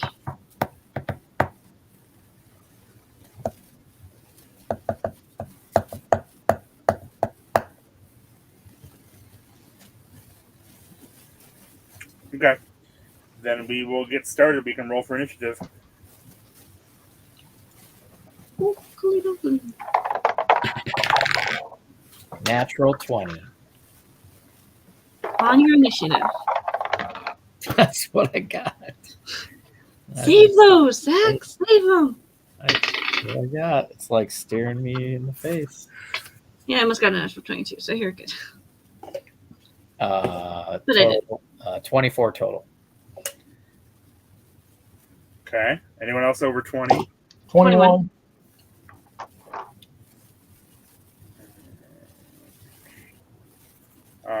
Nikki, 20 is not over 20. I said 21. Oh, you're 21 too? Yes. Oh, I heard 20. Well, that makes my whole comment completely wrong. What are your dexes? Sorry, my dog. 18 plus 4. My dex is +2, 15. So Okay. So then Yes. Pronterro will go first. Yep. And then Lah-Ree, what's your roll? 8. Well, I wrote them down in order, too.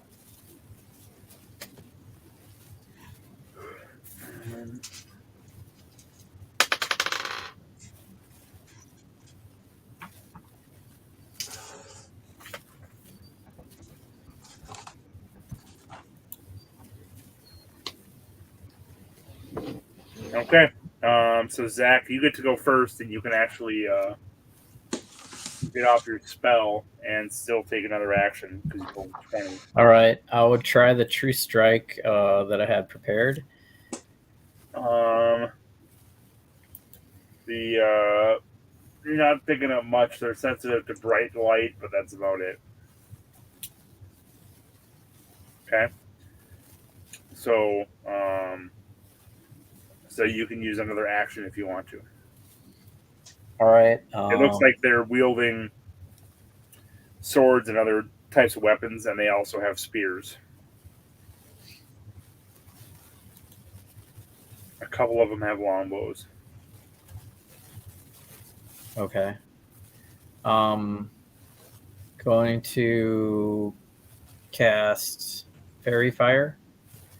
It is a 20-foot cube. Any creature in the area will be highlighted in a purple light. Okay. Yay, it's purple. Make an attack roll with that. And is this a cube they will pass through? Yeah. It lights them up and they stay lit. Mm-hmm. But is the cube stationary where these things are like? It's only at the time it's cast. It's a dex save for them. What's the duration? Oh, they get a dex save for it? Yeah. Yeah. Okay. Well, still make an attack roll if you would. Okay. 12 plus, I don't know. Okay. Usually I get plus 8. So you'll get 3 of them in it. They get a dex save versus Fairy Fire? Really? Yes. Doesn't make any sense. Because Fairy Fire gives you a bonus to attack, right? If they fail, the light affects the creature, and they any attack roll against the affected creatures have advantage. Okay. That's weird. All right.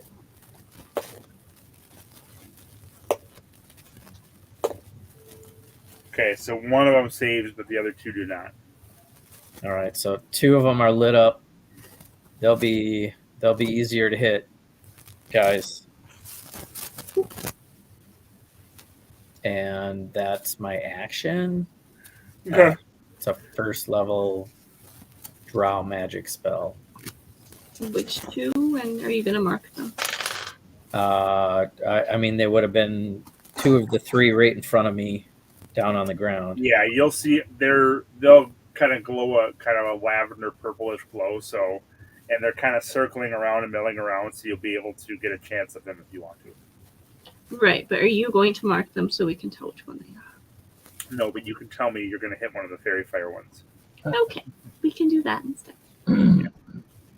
Well, I have a logistics question about that. If one of those, say I wanted to Hunter's Mark, and it's on the other side of the fortress, are you going to be able to designate who's who in real time? Well, they're kind of circling right now, so you can attack and then hold your action. Fast enough that I can. Okay. That's a good idea. Yeah, I like what you've done here. Okay. So Zakk, are you done then?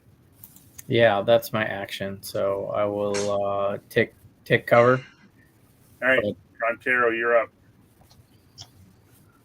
Okay, I will throw javelin. Do we? Because I'm on the other side of the opposite corner, correct? Correct. Is there any of the orcs below me that have the bows? Yes, you do see one with a bow. Okay, well, I'll throw a javelin at him because I want to take out the guys with ranged attacks. That's a good idea. You're smarter than you look, Pronterro. Yeah, don't ask about the glowing purple dudes. You have advantage on. Well, yeah, but they're on the other side, aren't they? Make He your has a- attack roll, Reed. Huh? Make your attack roll. 15. That's a hit. Let's see here.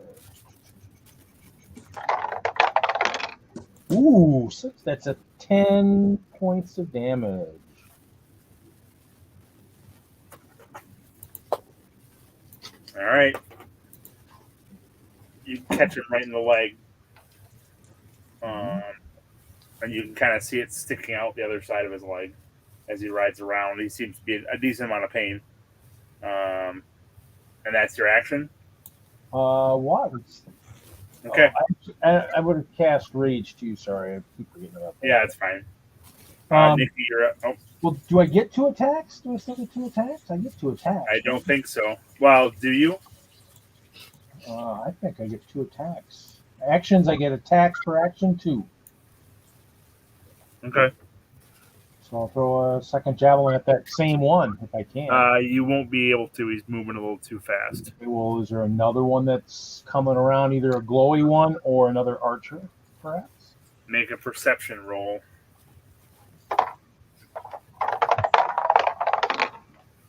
Uh,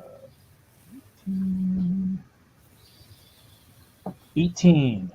Okay. Yes, you do see one of the glowy ones. I'll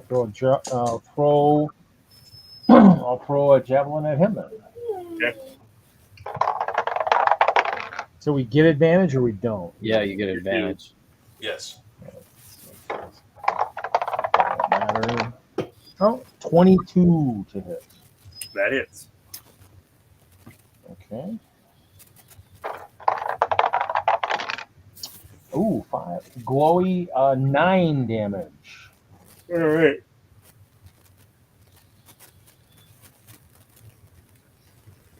That Your turn? That would be it. That's my 2 attacks. Okay. Nikki, you're up. Okay, how far is the wall? How tall is it? 15 Still feet. 15 feet. You said 15? 15. Okay. Sorry, I did not hear that part. No, it's fine. Do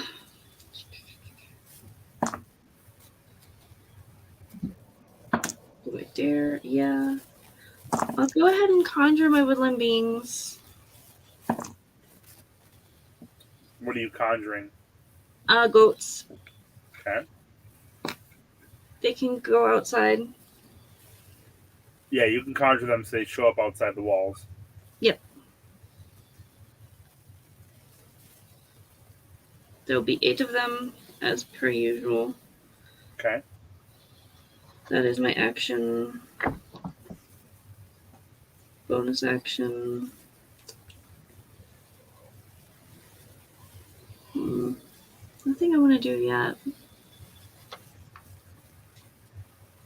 Yeah. I don't think I can do anything else at the moment. Besides conjure my woodland beings. Well, unless I'm commanding them to do something with my bonus action. There you go. You can, I guess, roll for initiative on those. All one initiative? Yeah, they'll all be at the same time, yeah. Okay. Ooh, what the hell? I got an 11, but then I have to see something else. Extra. That's fine. We'll put them somewhere between you and Lah-Ree, which is not a problem. Okay. Okay. So they will go next then. Okay. What are you going to tell them to do? I'm going to tell them to charge. And ram. Okay. Okay. Ram, obviously, charge and ram at different ones of them going past. Okay. So where is the fairy frolic one? Or not fairy frolic, the fairy fired one? You can't see them right now. They are circling around, so. Okay. They're circling around. And You'll just be telling them to attack. Okay. They'll attack what they attack. they're moving at lightning speed around the palace. Carousel, orc carousel. Okay. I'm gonna start rolling. Sound good? Just a second. Okay.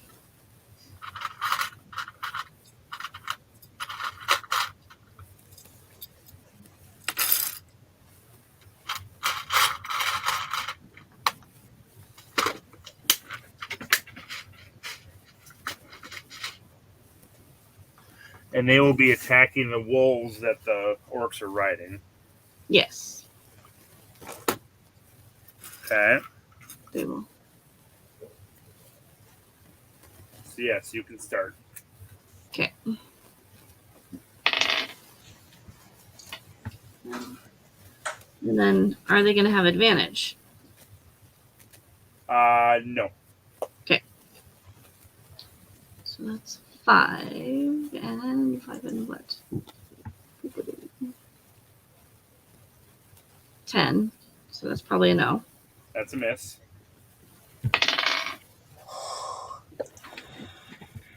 That one definitely won't hit. That'll be 17. That hits. Okay. This one's charging, so takes an extra 5. 2 to 4. So 8 plus 5 is 13 plus 3, 16 damage. And it's bludgeoning. Okay. And it must do a DC strength saving throw. Or Or be knocked prone. 13 DC. okay. It makes a saving throw, Say what? Sorry. but it does take 16 damage. So that's goat number 3. But the orc on top of it falls from it as you do that. Excellent. All right. That's goat number 3. Now number 4. 15.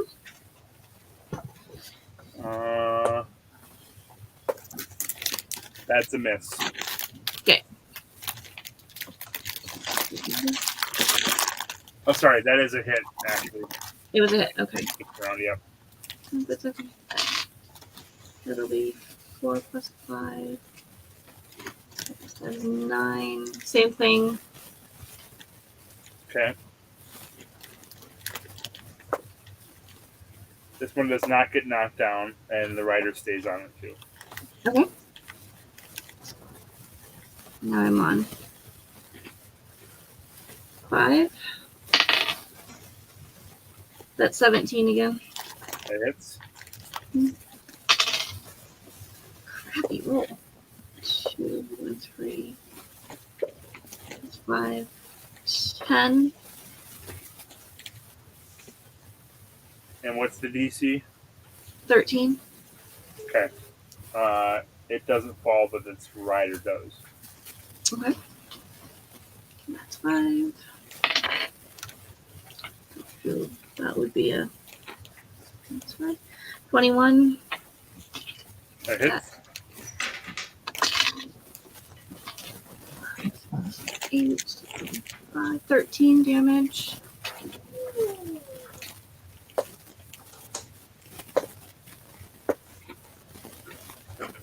Okay. You should have 2 more goats.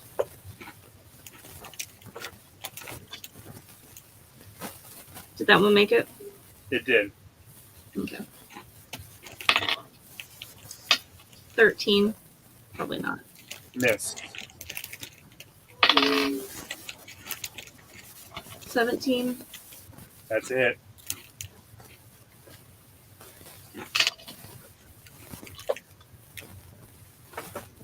Actually, no. I did my math wrong. So, no. That one wouldn't hit. Okay. It's 9 plus 5, so no. All right. Your goats are done.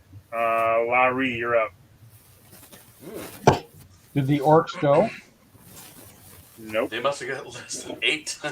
All right.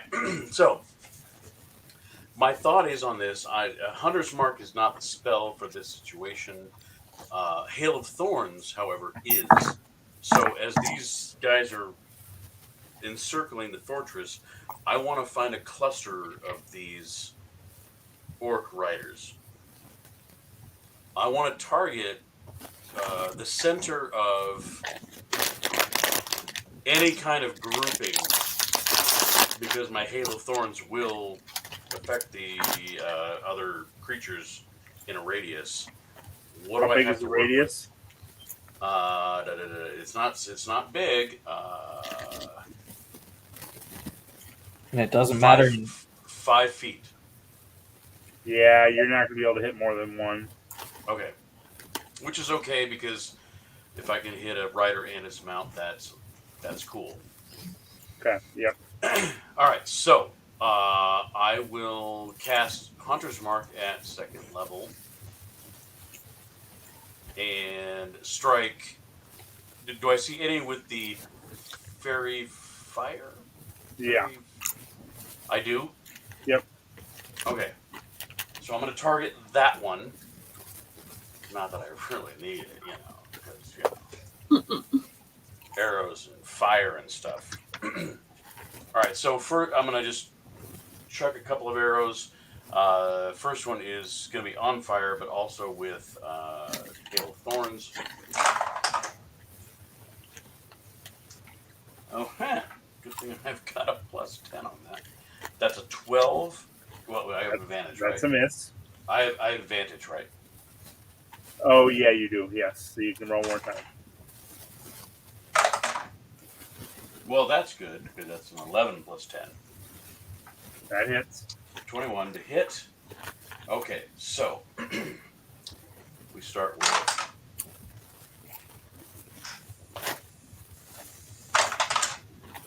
5 + 6. So 5 piercing, 6 fire, but then with Hail of Thorns, each creature within the target and each creature within 5 feet, so the rider and the mount have to make a dexterity saving throw.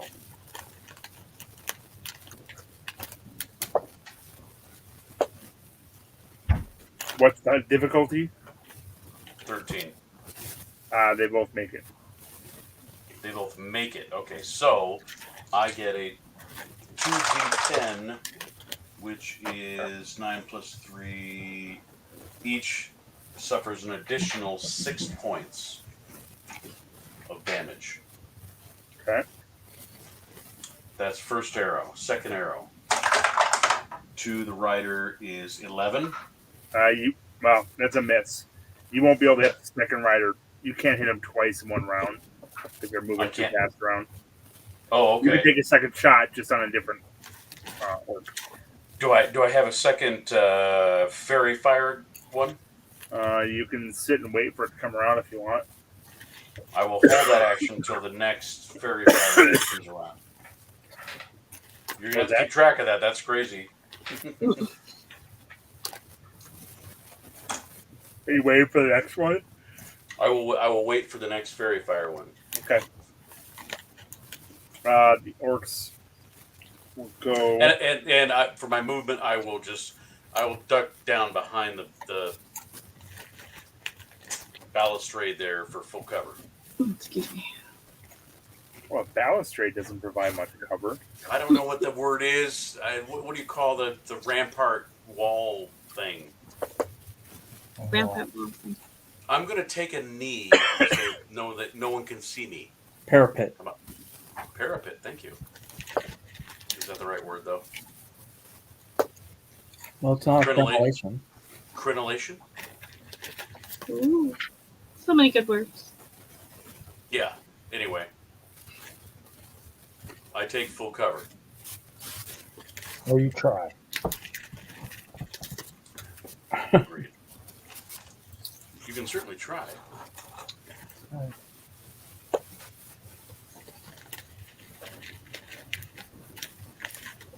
It sounds better when Jesse does it. So there are a number of spears chucked up at you guys. Baraga takes a hit in the shoulder with one, but everyone else is avoided. Baraga! Is that what she says?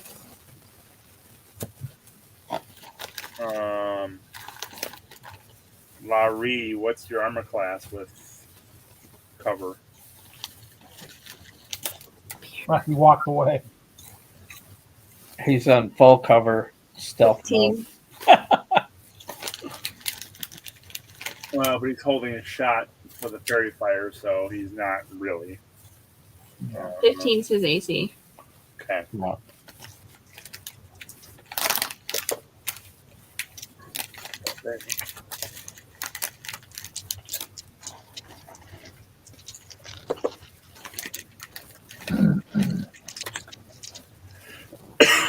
I just his shiny pistol's giving him away. What was that? The shiny pistol's giving him away. Yeah. The glint. He's back. Hi. You got hit for 9 points of damage, Lah-Ree. Okay. You're holding your attack, so you had to wait until you could see it. Actually, sorry, Fair enough. 16 points of damage. I forgot. One was a natural 20. What? You forgot one was a natural 20? I forgot to add the damage for you. You're welcome. In full cover. You were holding your shot to hit the second fairy fire one. You're not in full cover if you're trying to see when the fairy fire one comes around.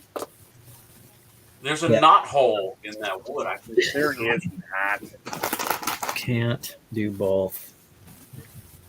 That's fine. Okay. That's fine. All right. So,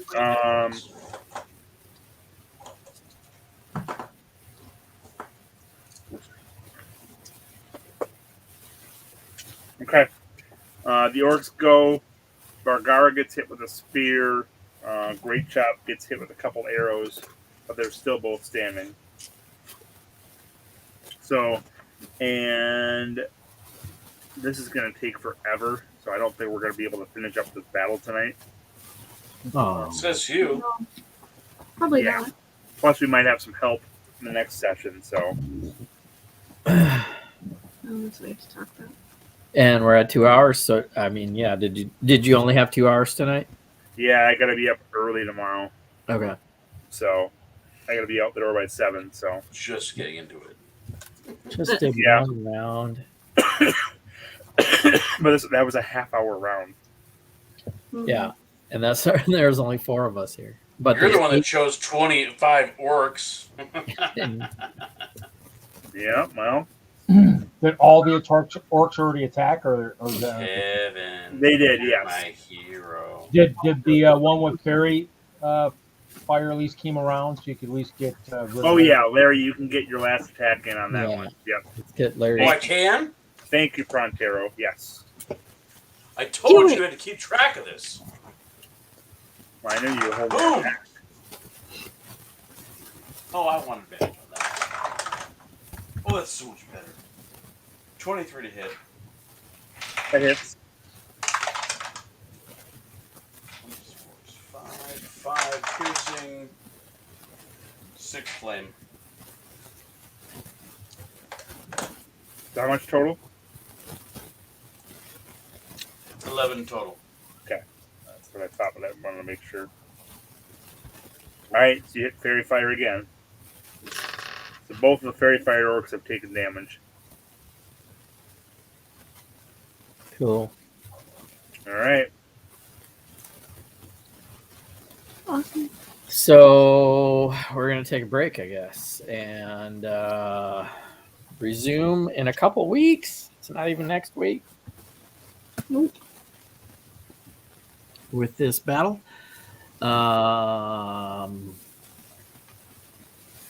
Maybe I'll give you guys some time to think of some strategy here. What's that? That strategy. Yeah. I did my fairy fire. We just need the rogue to be like, you know. At the current rate, it's going to be a very difficult battle Mm-hmm. unless you change up your strategy. That's the one hint I will give you. All right. we'll end it there and come back in a couple weeks and see what happens. And maybe we'll have some other players rolling dice. Otherwise, thanks for people in the chat. Yeah, cliffhanger episode. Dun dun dun. Dun, dun, dun. Thanks, Jeff. Have a good weekend, everyone, in the stream. Bye, Jeff.